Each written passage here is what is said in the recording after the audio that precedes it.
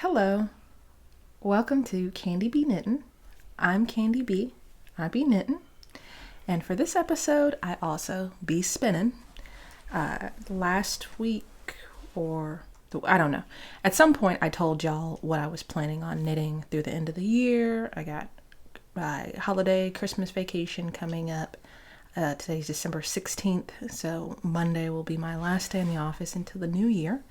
And so I am definitely planning on getting a lot of crafting time in, a lot of fiber time in. And so I wanted to specifically talk about what I'm going to be spinning the next couple of weeks. I am doing the 100 days of spindle spinning. It's a hashtag that's going around on Instagram. Drea Renee Knits, aka Andrea Mary, she's really gotten into knitwear designer, by the way, has really gotten into spinning, and now she's really into support spindling. And her idea was that just spend 15 minutes every day spinning, and that's a great way to get consistent in your craft, get practice in your craft. And a bunch of other people heard about it, including myself, and was just like, that sounds like a great idea.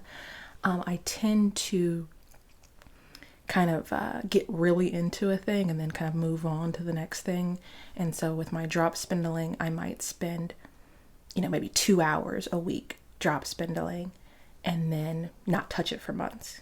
And I do know from my personal experience that just working a little bit on something, but working consistently on something is the best way for me to improve, because it's, just every single day having that thought process it's helpful to me, because like I said, I'll, do something for a while and then I forget, I lose that muscle memory, I lose that motivation, I move on to the next thing, I buy newer, shinier things, and I don't necessarily want to be a jack of all trades. I really do want to master certain crafts.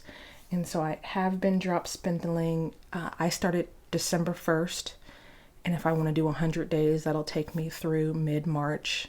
I can see myself kind of maybe pushing it further and just seeing for how long can I keep up spindle spinning every day. And I think not only is it helpful to spin every day, but by doing it just a little bit and being like 15 minutes, no more, no less, it'll help make it a more sustainable practice. Like I can do 15 minutes, putting my kids to bed, or, when I get home from work, like I can squeeze that in, So I will show you what's on my drop spindle right now. I showed y'all before these Into the World odds and ends, and I have been spinning on these. And I have one spindle of that going, and I call this a filled spindle here. I think I can comfortably get 20 grams of fiber onto a drop spindle. I could really pack this up, but because I've just recently mastered, I used to do the park and draft where I would just twist a little bit, stick it between my knees and kind of keep going. But with the drop spindling, I really have to watch for the weight of the spindle. Once you've loaded a certain amount of fiber onto the spindle, you're changing the properties of the drop spindle. So drop spindle is dependent on, the weight and also, the shape, all that kind of stuff. And so you're adding weight, the spin is becoming different, the twist in your yarn is changing. So I try not to load it up too much when I'm actually dropping it. And so this is about 20 grams, and this is all that Into the World fiber. And I had also, speaking of spinning for 2 hours and then not touching my drop spindle, I had this melanated boho bay Valentine's Day fiber for a while, since Valentine's Day. And so I was just like, since I'm doing this and I'm doing this every day, I might as well finish this. And so I've been doing kind of these things in tandem, doing little bits and bobs of the Into the World fiber, which is kind of almost like my Advent spin, if you will, because they're all different colors and fibers and things like that. And so it's something different every day. And mixing that up with a long-term project that I really would like to be done with. I've really enjoyed the whole process of this because, like I said, dedicating myself to a craft just a little bit a day, sometimes I can get very much down on myself, especially going back to the idea of doing something for a while, maybe not being great at it, and then moving on. But going back to the drop spindle and doing it every day, I can actually see myself improving in consistency, improving in technique. Because I'm only doing 15 minutes a day, I can really focus on like ergonomic things.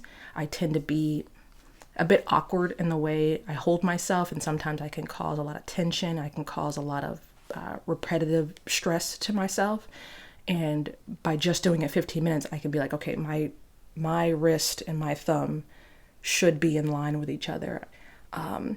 And, if I can just practice that 10 minutes a day, I can see my posture getting a lot better and, cutting down on the amount of pain. I tend to like really grip the fibers sometimes too. And I'm working on, relaxing my thumb, relaxing my forefinger so I don't have that tension in my body. And I think not doing it too much every day has helped with that. But in general, it's been a practice in patience, a practice in not just patience in the big sense of, okay, it's going to take me a while to make enough yarn to make a thing, but also my biggest struggle with actually dropping the drop spindle I found in my reflections of how I've progressed is that I feel like a panic. Like I would start spinning the drop spindle and like my body would just go into like freak out mode because I'm dropping this wooden thing and it's like, what if it falls on the ground? What if my yarn snaps? And so I would constantly be like adjusting my body and getting nervous and tense and then just being like, okay, I'm just going to do the park and draft, or I'm just going to sit at my wheel, whatever. And the thing I would go back and tell baby Candy Bee, who just was starting out with the drop spindle, is you have time.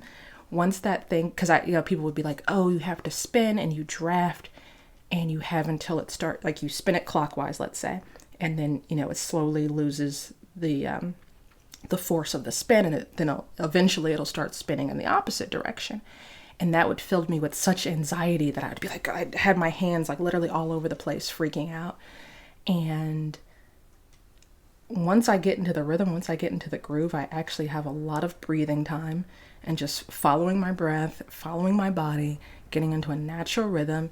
If for some reason the spindle is spinning and I'm not drafting properly, I can just stop. You can always spin either while you're at the wheel or on a spindle. You can spin it back in the opposite direction, take out some twist if too much twist has gotten in.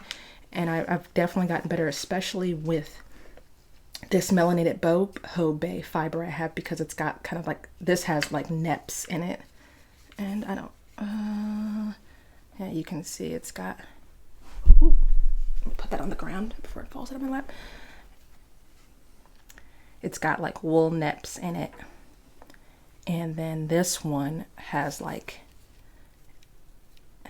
an alpaca content in it. And so both of these have been very kind of tricky and slippery. I even tried spinning these on the wheel and found it difficult to spin in the wheel because I had to get a lot of twist into it for it to stay together.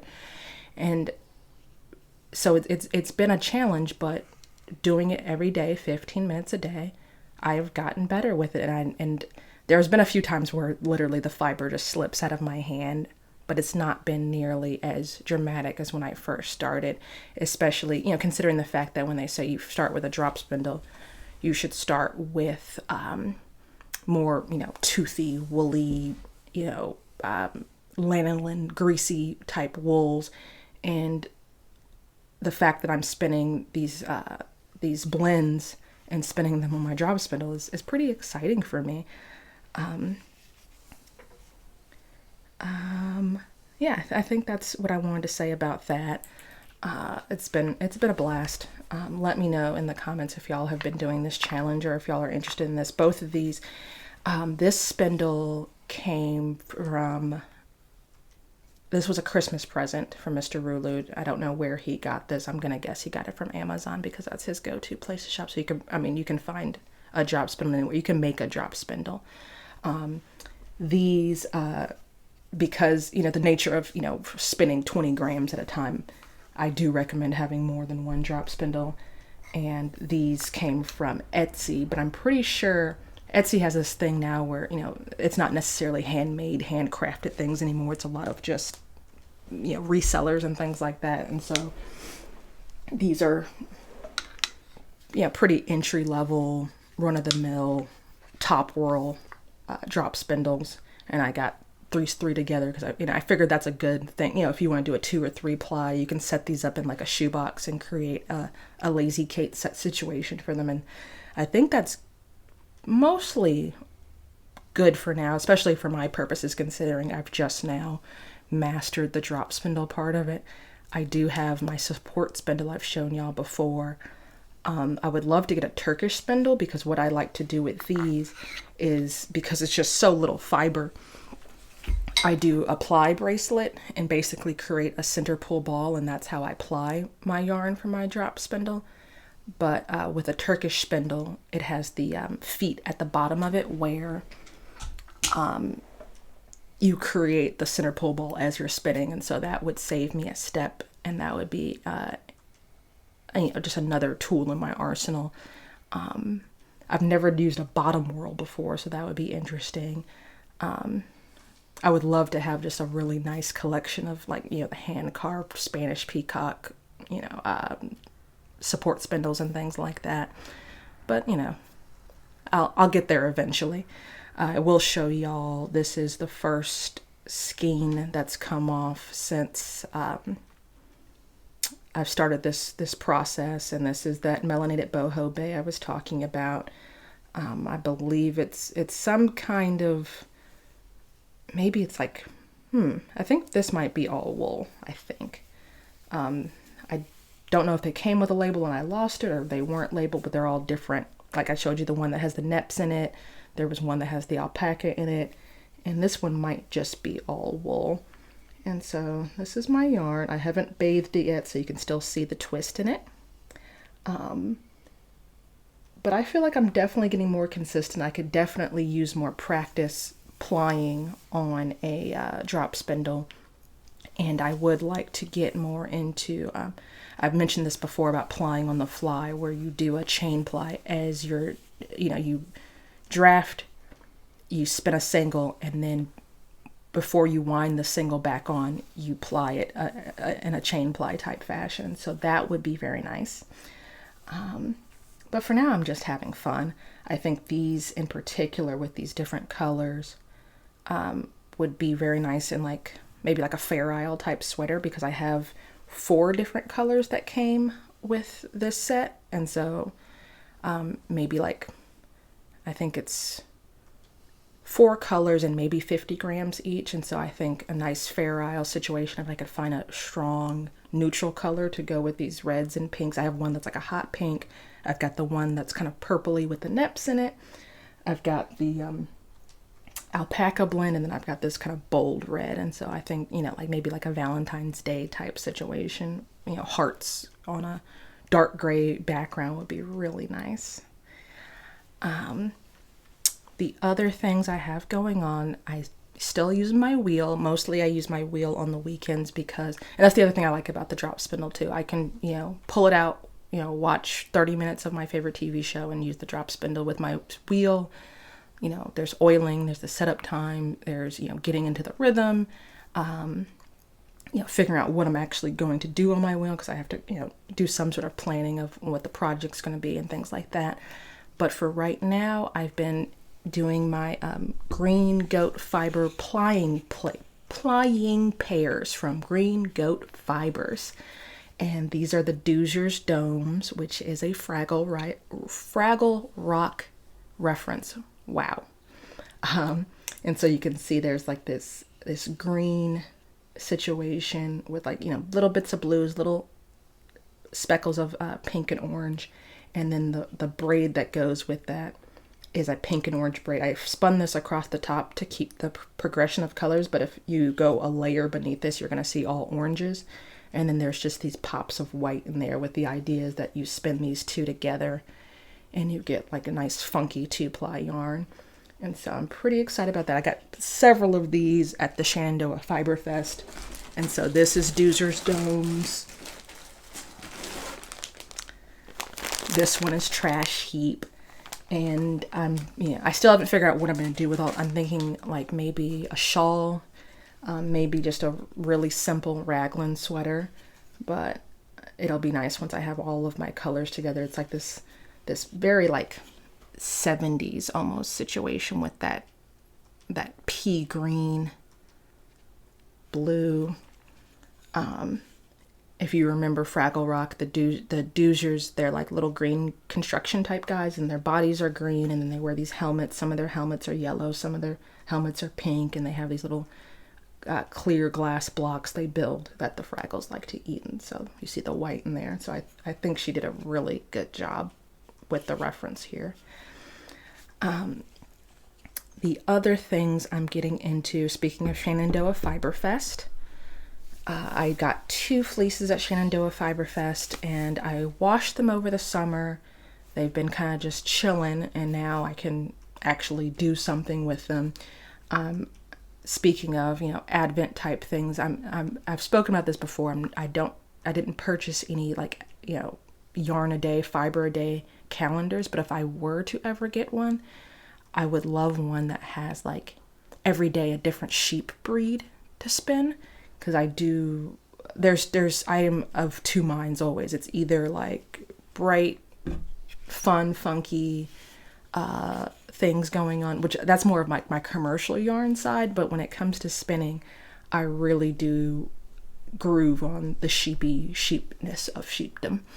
And so I got a Gotland cross Shetland fleece, and I pulled some locks out, ran them through my drum carder, and I'm just gonna do, I think it's maybe, I got like 3 or 4 pounds of this, and so this is, I think, about 60 ounces. It's super fluffy, super silky, super smooth. It's, I believe this is a relatively long wool, very shiny, a lot of bounce, a lot of drape, not terribly prickly, just it has like a few, because you can see it's like this white, light gray, and it's got a few like kind of dark guard hairs in there that kind of poke out and prickle, but for the most part it's very soft, and I'm definitely feeling some shawl energy from this. But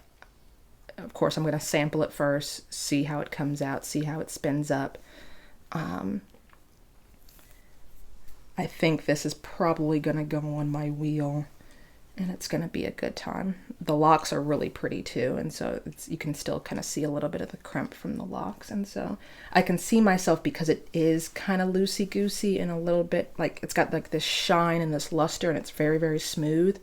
I can see myself maybe blending this with a rougher wool and balancing it out, but I'm gonna kind of do it all by itself and maybe take some decent notes. I'm not a good note taker when it comes to stuff like that, but because I'm making the effort of actually buying a specific breed and spinning it up and sampling it and everything, it'd be a good idea if I took some notes on it and then maybe did some blending with some different things. I have some Navajo churro that I just got that's been on my list for a long time because it's got the name churro in it. And I could see myself maybe blending it with that. The notes I got from the Shenandoah Fiber Fest was that this would be good for dyeing, which I'm not, I would rather blend it, spin it first and see, what I like about it, what I don't like about it before I dye it, because once I dye it, I'm kind of committed to a specific type of project. And also there's something to be said, for me, dyeing this, would be up there with like, painting hardwood floors. You have to be very thoughtful when you get a very nice natural fleece. But speaking of dyeing, I do enjoy dyeing. I've dyed my own yarn. I've dyed my own fiber. I'm very much, mostly totally what I do is natural dyeing, or let me not say natural dyeing. I do things that are food safe. because I dye in my kitchen. And so I very much encourage you, if you want to get into dyeing yarn or fiber, safety first, do your research. I do Kool-Aid, the mordant, the stuff that helps the dye adhere to the wool. You can use alum or cream of tartar, which are things that you can get in the grocery store, which basically that's what I'm saying. I either use things from my garden or things from the grocery store, things that I don't have to feel scared that I'm bringing into the house with my kids. When you use acid dye, you can't use that. You have to have a separate situation for that. If even the particles in the acid dye, wear a mask, all that kind of stuff. But like I said, do your own research. But this is the Godwin, and this is the Coopworth that I got. I have a fleece of Coopworth, and it's like a white creamy color, and I thought it would be great for some natural dyeing. And I actually dyed this with coffee, and I took about 60 grams of wool, and just over the course of a couple of weeks filled up mason jars with coffee. Basically what happens every morning is we make coffee in the morning, and there's about this much left in the bottom of the coffee pot after we've had our fill, and it usually gets dumped outside into the garden. But I was just like, I have literally nothing to lose, and so I just started collecting that little bit of coffee that was left over. No sugar, no cream, of course, and had about 2 mason jars full, so that's about 32 fluid ounces of coffee. And I have a crock pot that I use specifically for dyeing wool.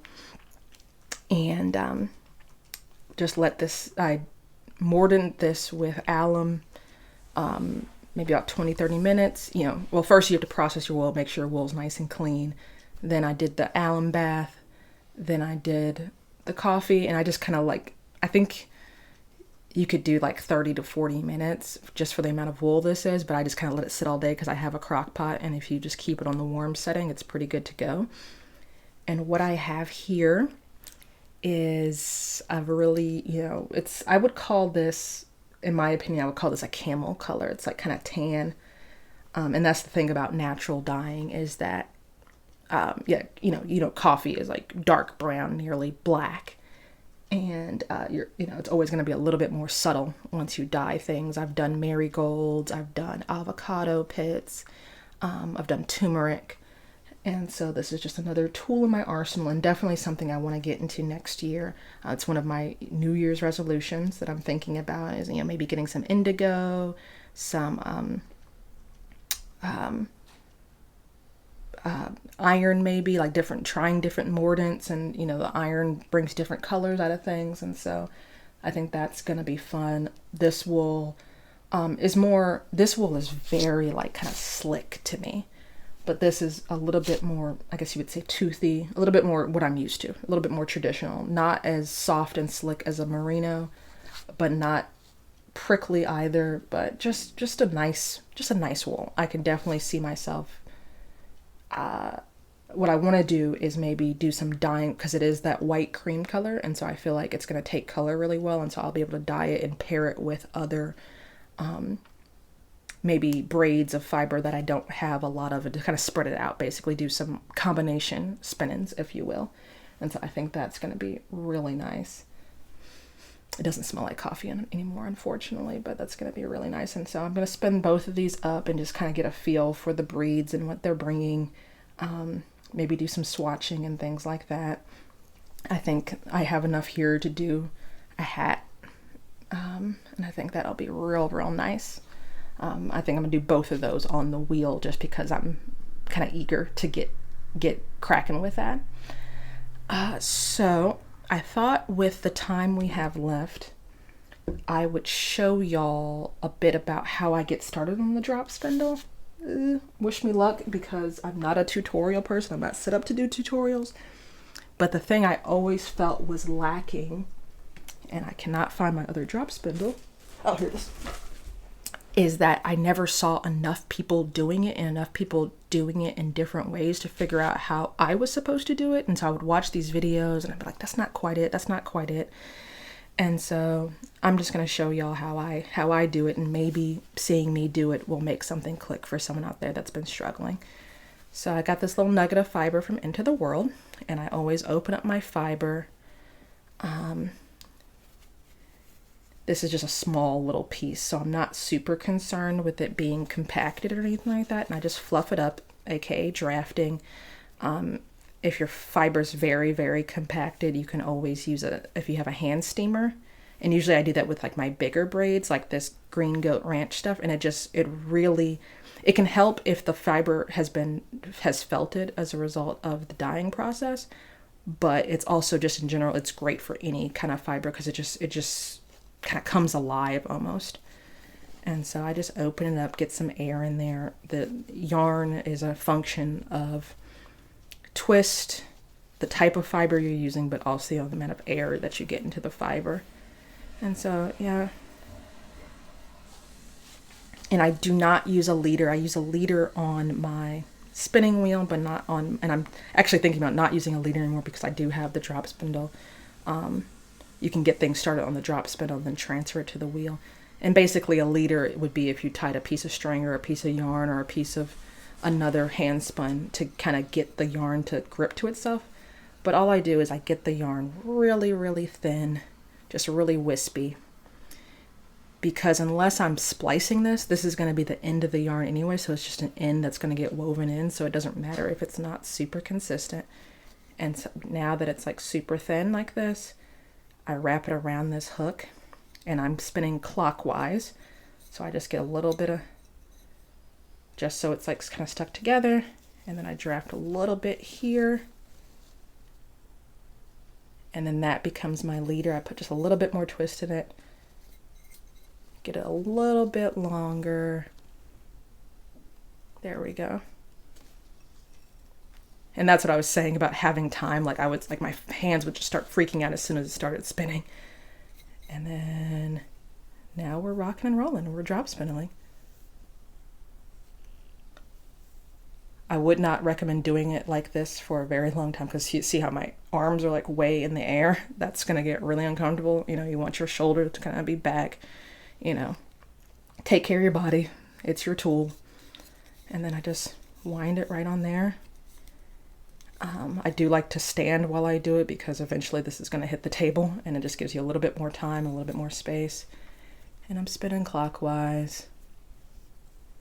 And then that's that. And so, you know, maybe that'll encourage you to go out and grab a drop spindle. Like I said, they're not terribly expensive. They're super accessible. You can even just start with a little bit of fiber. I saw someone on Instagram, I shared it.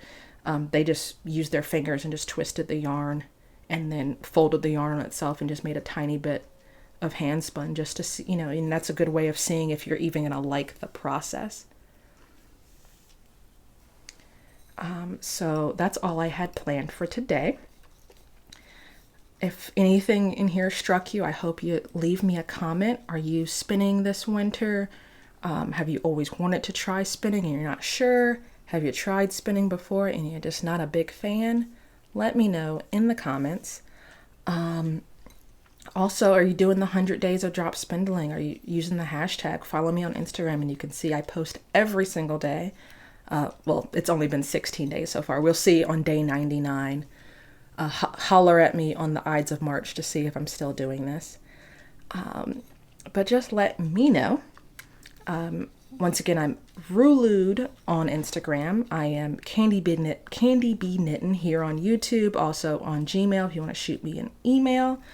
I am also Rulude on Ko-fi. I am trying to walk and chew bubblegum at the same time. This is very interesting. I'm really glad I didn't hit the table though. So since I'm actually winning at this right now, I'm going to leave it here. And till the next time, peace.